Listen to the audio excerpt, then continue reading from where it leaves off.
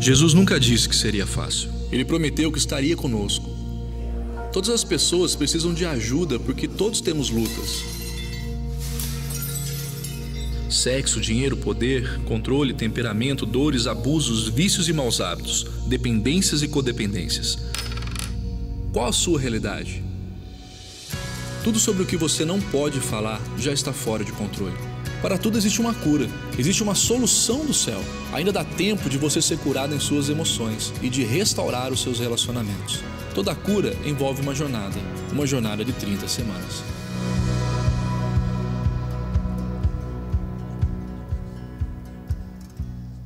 Glória a Deus.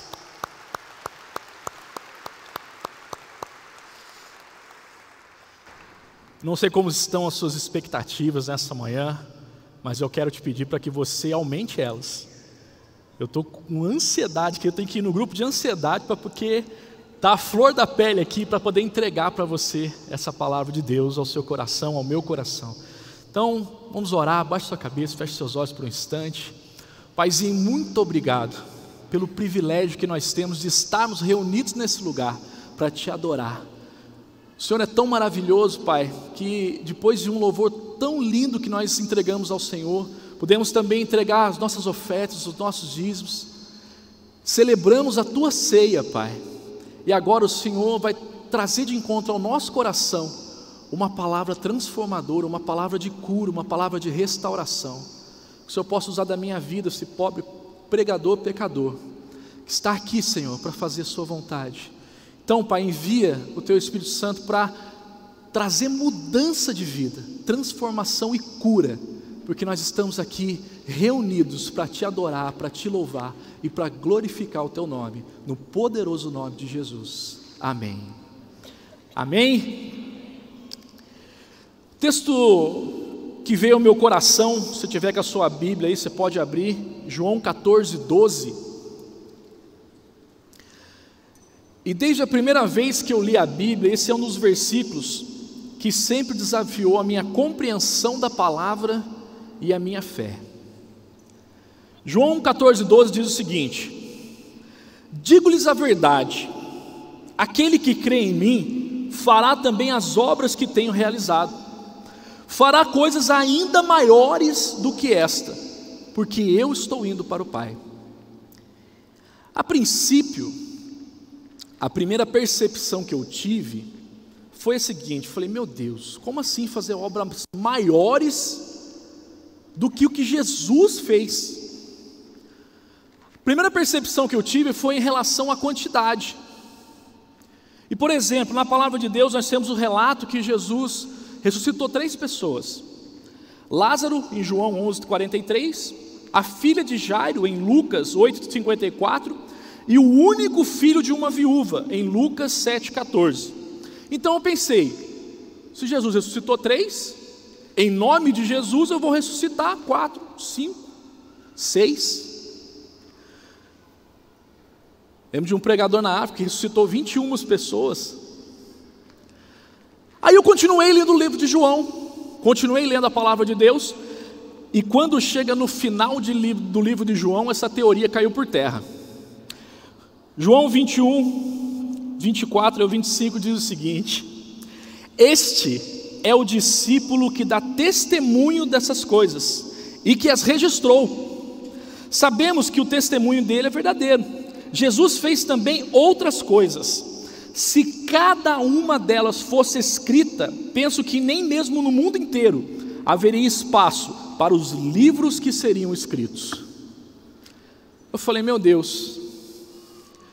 A gente vê no relato da mulher que hemorrágica em Lucas 8:48, ela abre um precedente, e nos capítulos seguintes, olha o que está escrito, Marcos 6:56, e onde quer que ele fosse, Jesus, povoados, cidades ou campos, levavam os doentes para as praças, e suplicaram-lhe que pudesse pelo menos tocar a borda de seu manto, e todos que nele tocavam eram curados. Todos. Eu acredito que já na época era impossível quantificar os milagres de Jesus.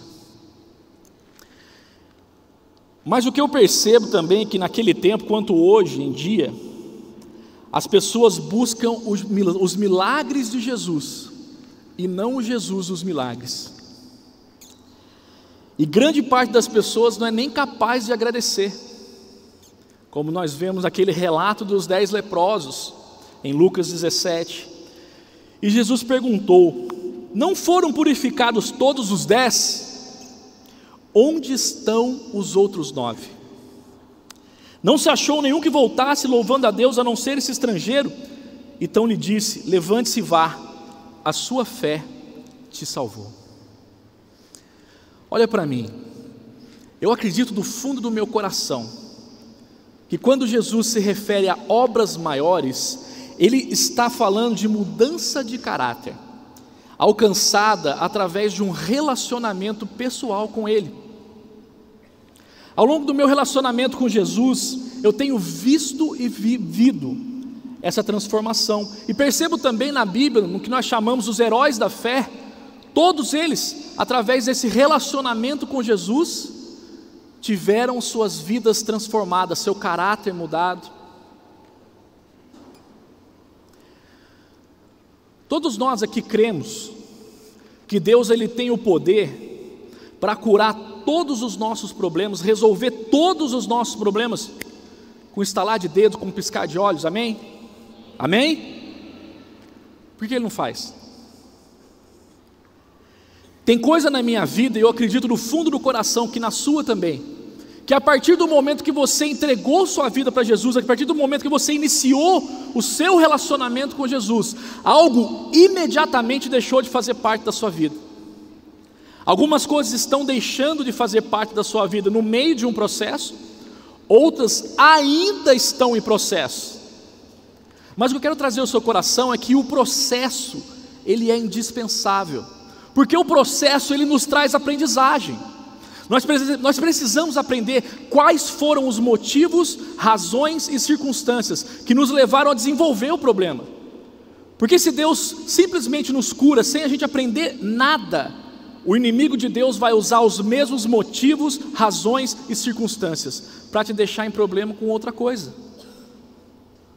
E até naquilo que Deus te curou instantaneamente, nós precisamos desse processo para aprender a viver curado. Eu vou usar a minha vida para você entender. Eu acredito no fundo do meu coração que Deus me curou da minha dependência química de 15 anos, chegando a ser usuário de crack, no dia 19 de janeiro de 2008, que foi o dia que eu entreguei minha vida para Jesus. No dia 20 de janeiro eu acordei como se eu nunca tivesse usado droga na minha vida. Só que eu estou aprendendo a viver curado, um dia de cada vez, há 11 anos. Deus me curou, e agora o que eu faço? Como que uma pessoa curada trata a esposa? Como que uma pessoa curada trata os filhos?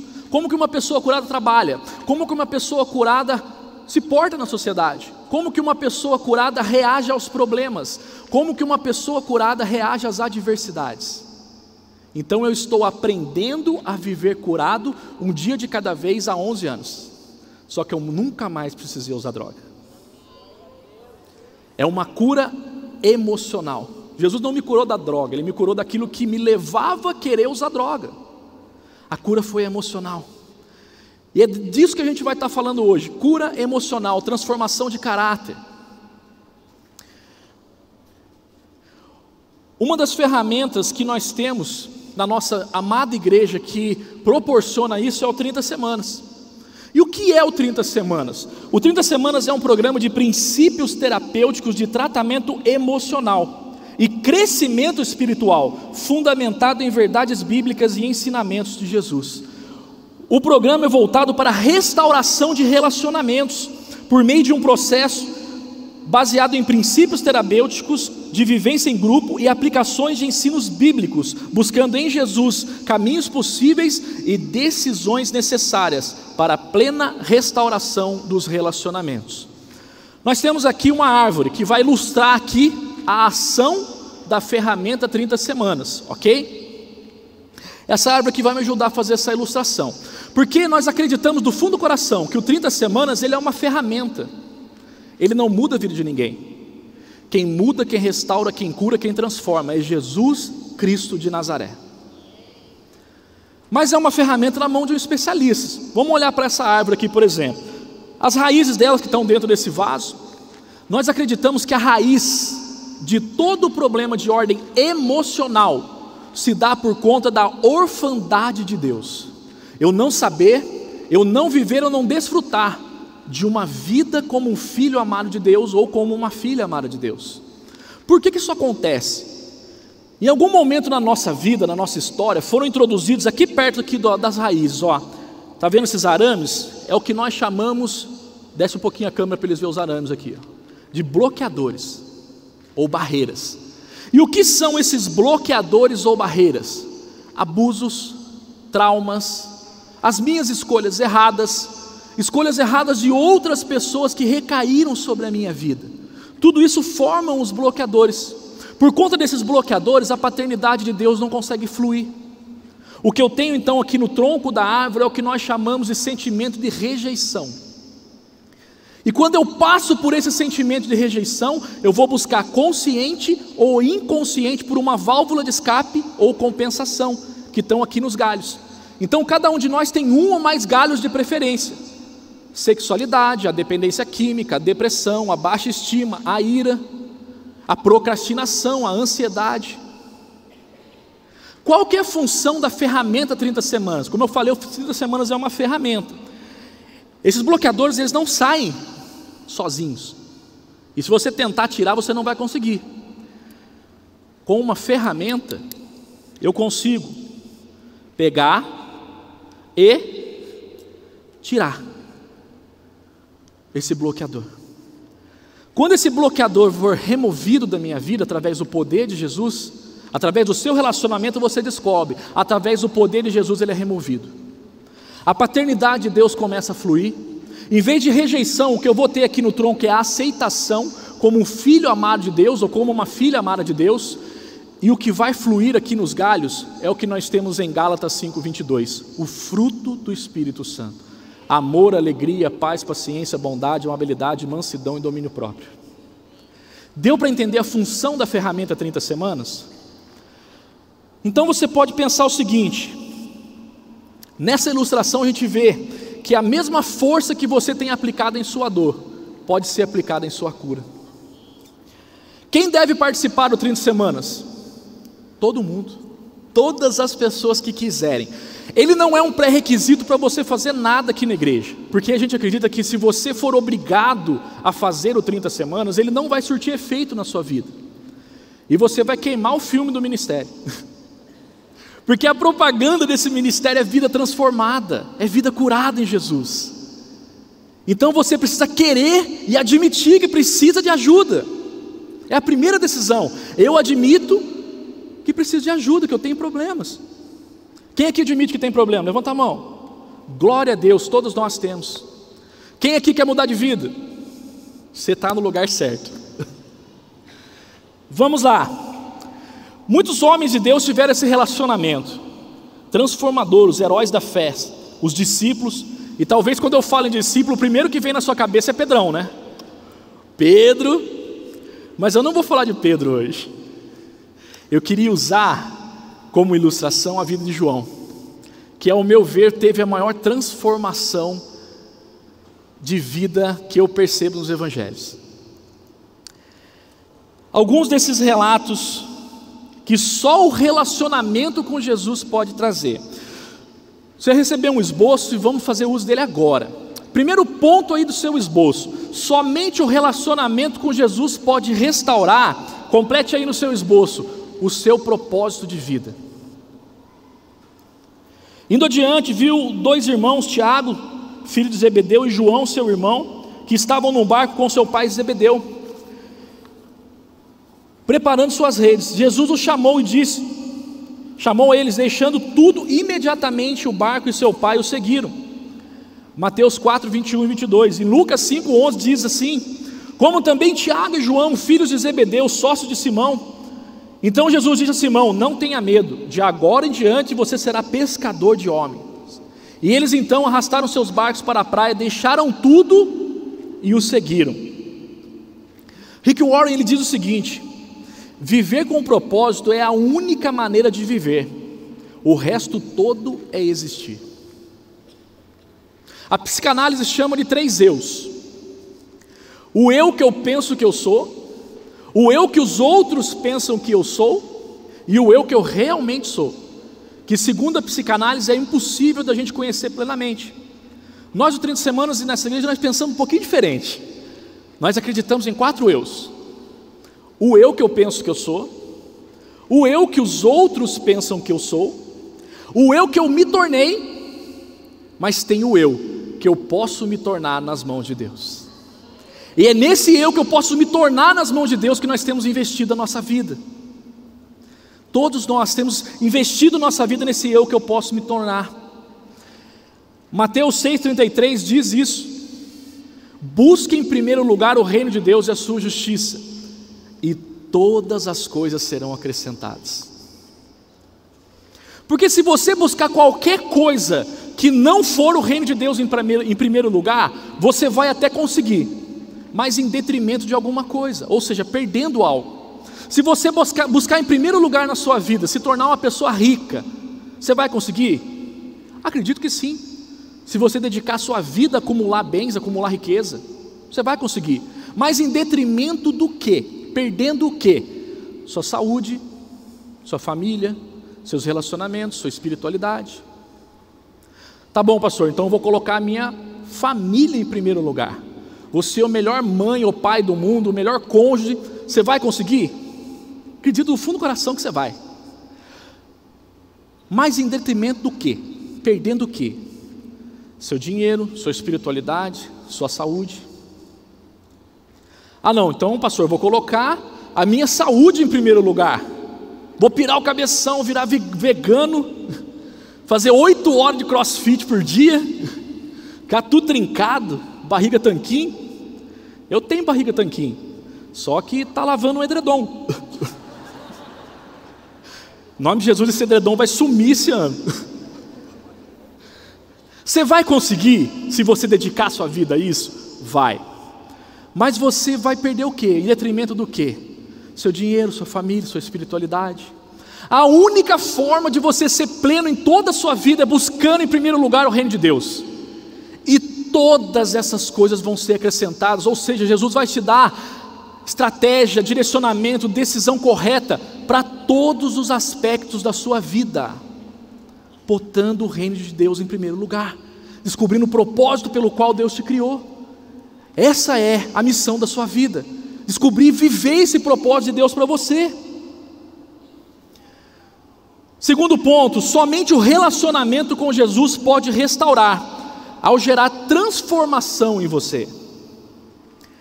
Marcos 3,17: Tiago, filho de Zebedeu, e João, seu irmão, aos quais deu o nome de Boanerges, que significa filhos do trovão.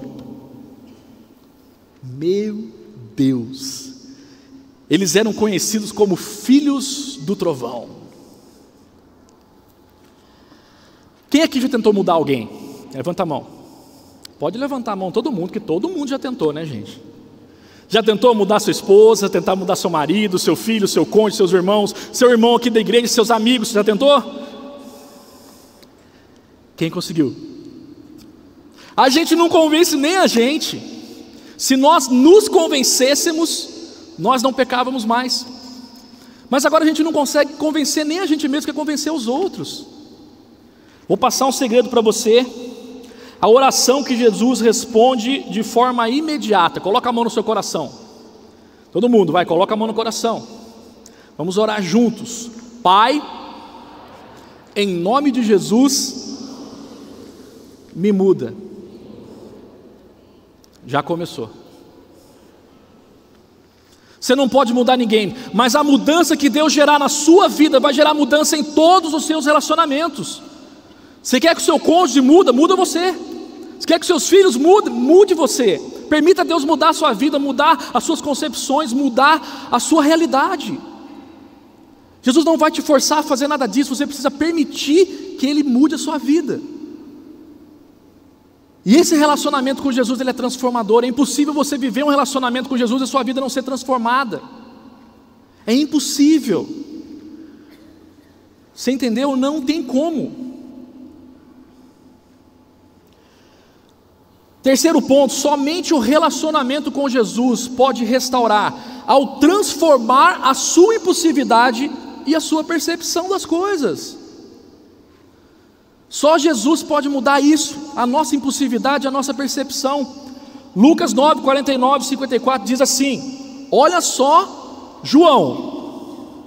E disse João: mestre, vimos um homem expulsando demônios em seu nome, e procuramos impedi-lo, porque ele não era um dos nossos. Não o impeça, disse Jesus, pois quem não é contra nós é a favor, quem não é contra vocês é a favor de vocês. Aproximando-se o tempo que seria levado ao céu, Jesus partiu resolutamente em direção a Jerusalém, e enviou mensageiros à sua frente. Indo eles, entraram num povoado samaritano, para lhe fazer os preparativos, mas o povo dali não recebeu, porque não notavam em seu semblante que ele era de Jerusalém, que ele ia para Jerusalém. Ao ver isso, os discípulos Tiago e João, os filhos do trovão, perguntaram, ó a pergunta que João faz para Jesus: Senhor, queres que façamos cair fogo do céu para destruí-los?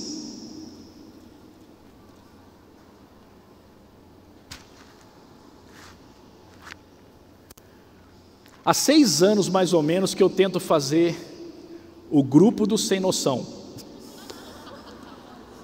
mas o paizão não deixa, ele acha que é muito ofensivo.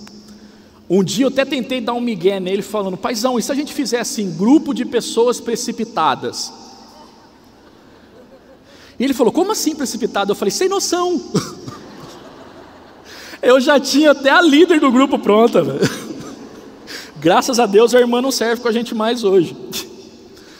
Essa irmã chega 6 anos atrás, foi por causa dela que eu resolvi fazer o grupo.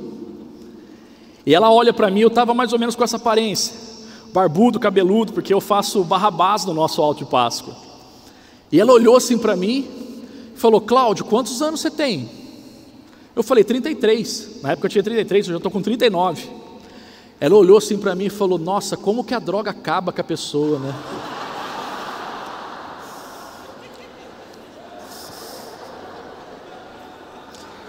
Aí eu entendi que eu precisava fazer o grupo do sem noção.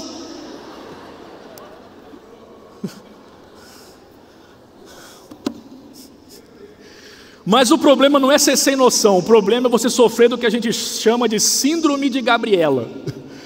Eu nasci assim, eu cresci assim, eu sou mesmo assim, você sempre assim. Isso não é o que você é, isso é o que você se tornou. Nós podemos trabalhar junto com Jesus para você se tornar aquilo que Deus te sonhou para que você seja, aquilo que Deus sonhou com você, mas depende de você querer. Quarto ponto, somente o relacionamento com Jesus pode restaurar, ao transformar as suas escolhas e decisões. Complete aí no seu esboço: escolhas e decisões. Nisso Tiago, filho de João, Tiago e João, filhos de Zebedeu, aproximaram-se dele e disseram: mestre, queremos que nos faça o que vamos lhe pedir. O que vocês querem que eu lhes faça? Perguntou. E eles responderam: permite que na sua glória nos assentemos um à tua direita e o outro à tua esquerda. E Jesus lhes disse: vocês não sabem o que estão pedindo. Podem vocês beber do cálice que eu estou bebendo e ser batizados com o batismo que eu estou sendo batizado? Podemos, responderam eles. E Jesus disse: vocês beberão o cálice que eu estou bebendo e serão batizados com o batismo que eu estou sendo batizado. Mas o assentar-me à minha direita ou à minha esquerda não cabe a mim conceder. Esses lugares pertencem àqueles que foram preparados. Quando os outros 10 ouviram essas coisas, ficaram indignados com Tiago e João.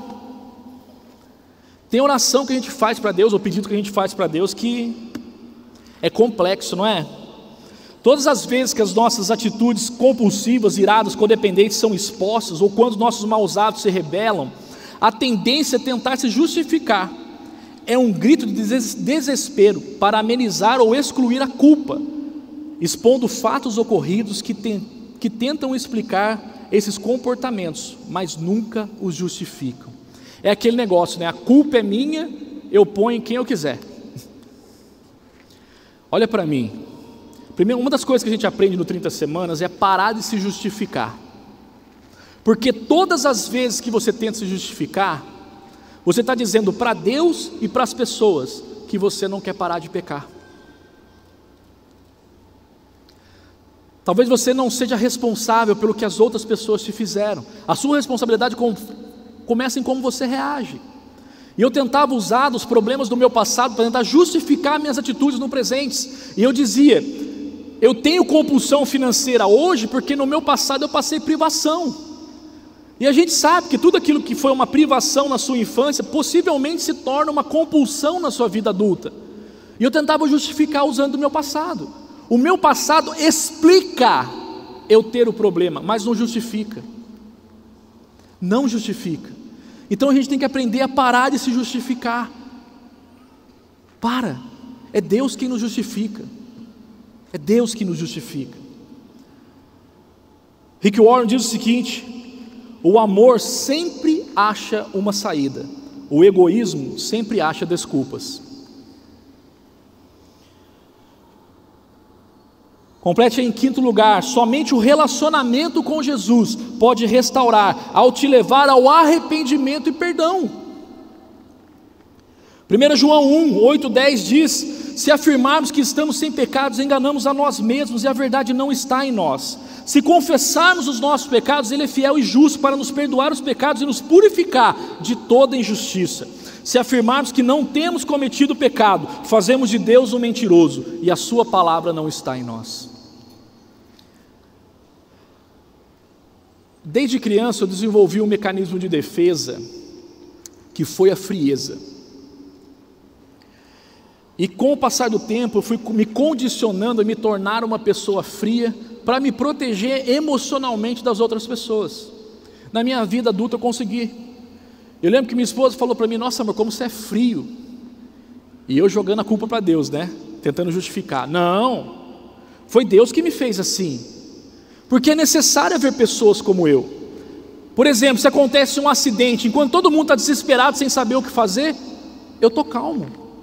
Eu consigo agir racionalmente, prestar um socorro adequado.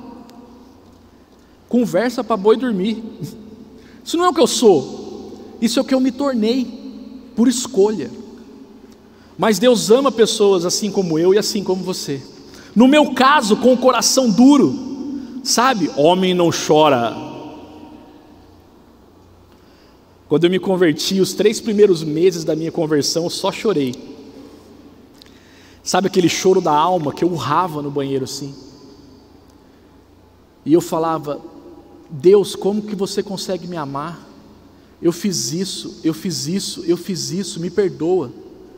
Porque diferente de Satanás que coloca o dedo na sua cara e te acusa do teu pecado, o Espírito Santo não, ele te lembra do pecado, mas ele coloca no seu coração o arrependimento. Como nós ouvimos aqui na semana da virada, o diabo sabe o teu nome, mas ele te chama pelo seu pecado. Jesus sabe o seu pecado, mas ele te chama pelo nome. Deus te chama de filho amado, de filha amada, como a gente cantou aqui nessa manhã. Isso não é o que você é, isso é o que você se tornou. Mas Deus pode reverter isso. Hoje eu choro até em comercial de sabão em pó. Só manteiga derretida. Você começa a chorar perto de mim, eu choro junto com você.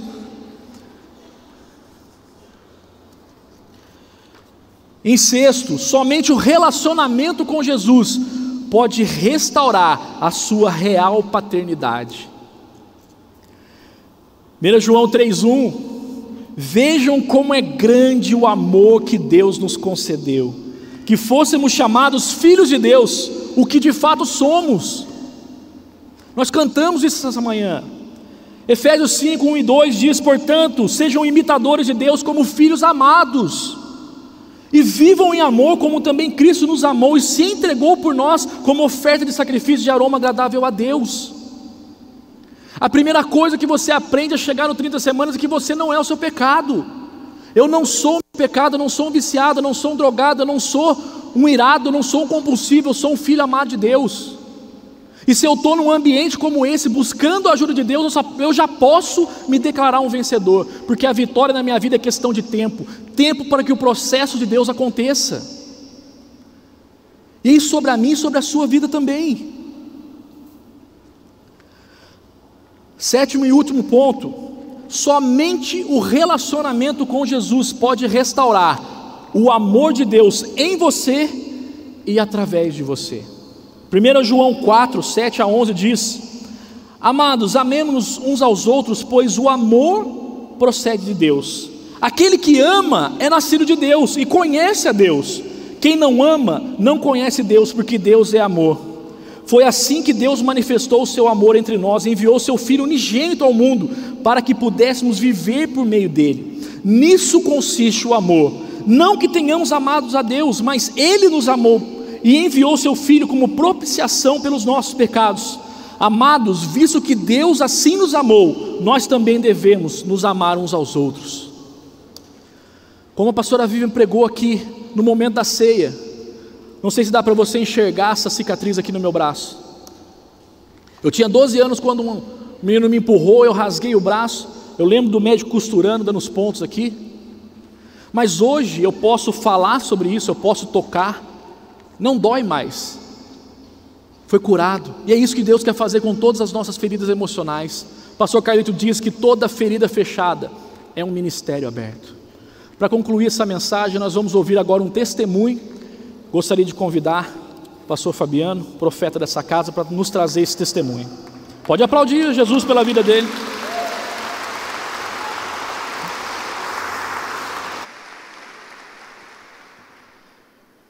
Olá, sou um filho amado por Deus, vencendo a timidez, sentimentos de orfandade, autojustiça, traumas na sexualidade, codependência e inferioridade.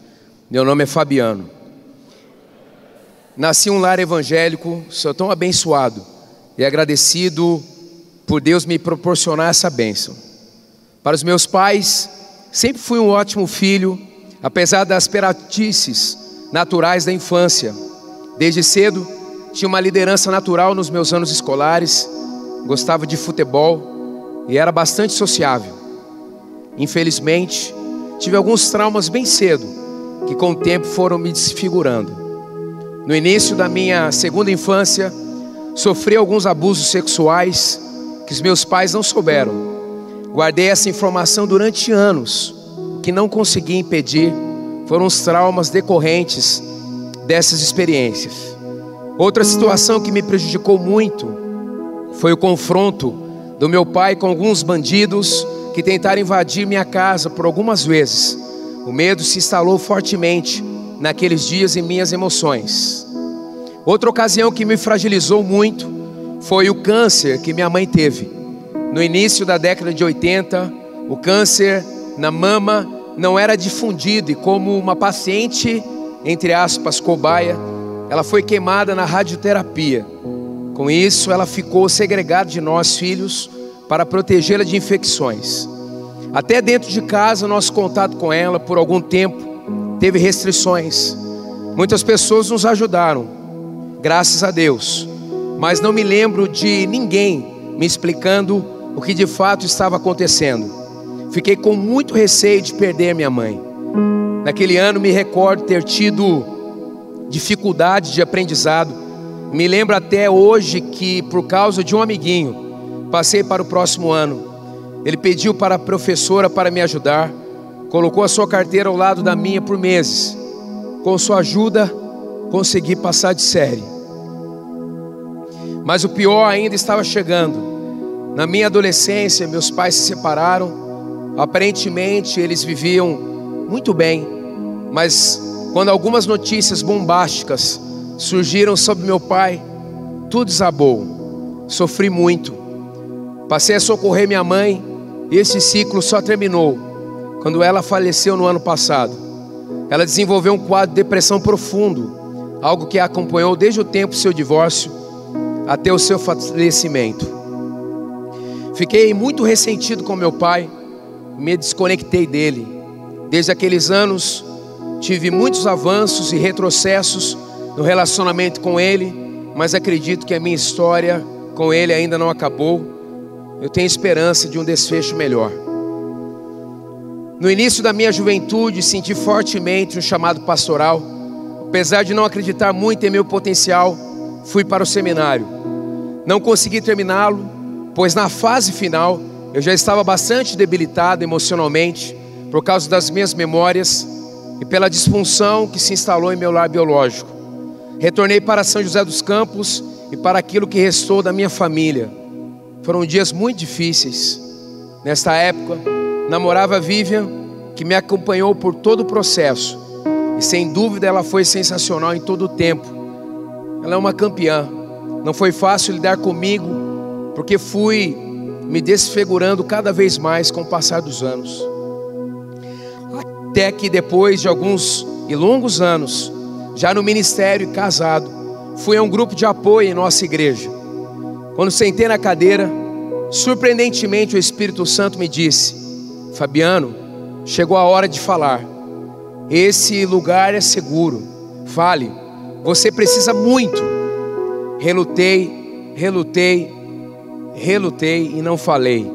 Retornei para casa e pensei ao dirigir: bem, se a Vivian estiver acordada, tranquila, e a minha filha dormindo, abrirei meu coração para ela, vou enfim partilhar.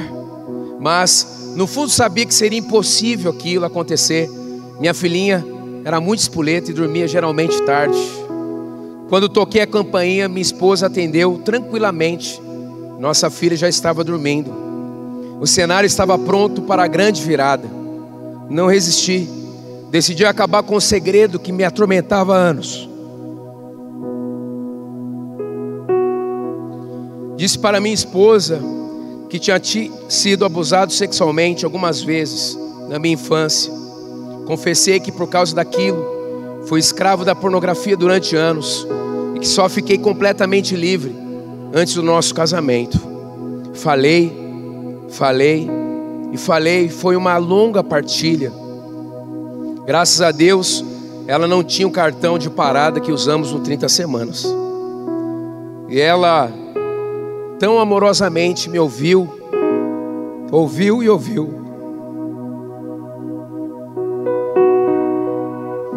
Pronto, consegui mostrar para alguém que eu não era perfeito.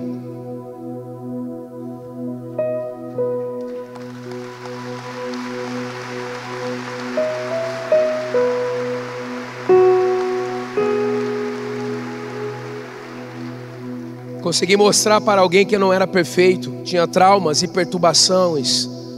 Eu era um homem comum, um ser humano comum. Que alívio! Naquela noite renasci novamente.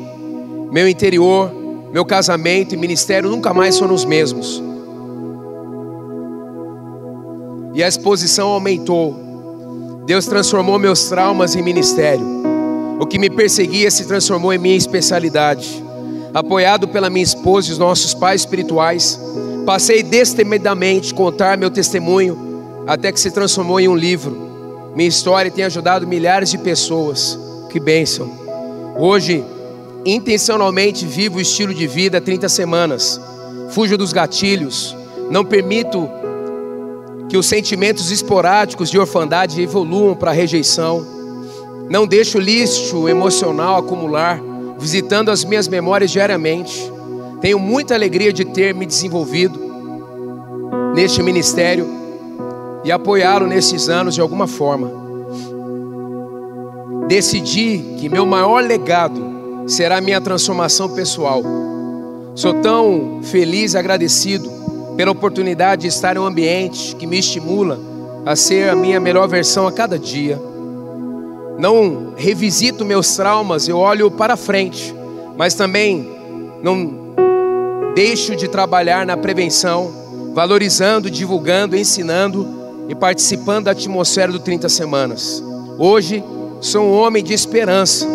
Penso no céu sim, mas sei que posso viver muito dele hoje. Tenho esperança de ser um marido melhor, pai, filho, discípulo, servo, cidadão. Hoje me sinto aceito, amado e filho. Não vou impedir a ação do Espírito Santo em mim e buscarei ser absolutamente tudo o que o Pai sonhou para a minha história. Venci a codependência, o vício em problemas e a orfandade. Hoje me sinto livre e tenho um enorme senso de significado, ajudando a liderar uma igreja que tem sido um hospital para milhares de pessoas. Obrigado por me ouvir, obrigado pelo seu silêncio.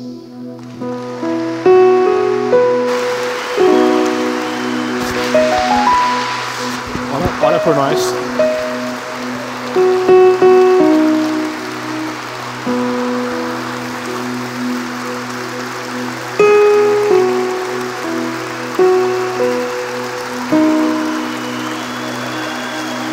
Recebe, Jesus.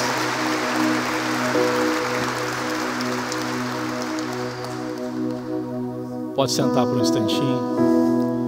A gente está junto aqui para te fazer um convite. Se Jesus pôde fazer isso na vida de João, se Jesus pôde fazer isso na minha vida, na vida do pastor Fabiano, Ele pode fazer na sua também.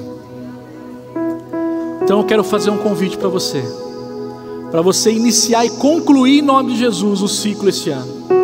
E se você em nome de Jesus vai fazer esse ciclo, eu queria que você ficasse de pé no seu lugar agora, nesse momento que a gente vai orar por você. Pode ficar de pé, por favor. Quem vai participar do ciclo de 30 semanas desse ano 2019, o pastor Fabiano vai estar orando por nós.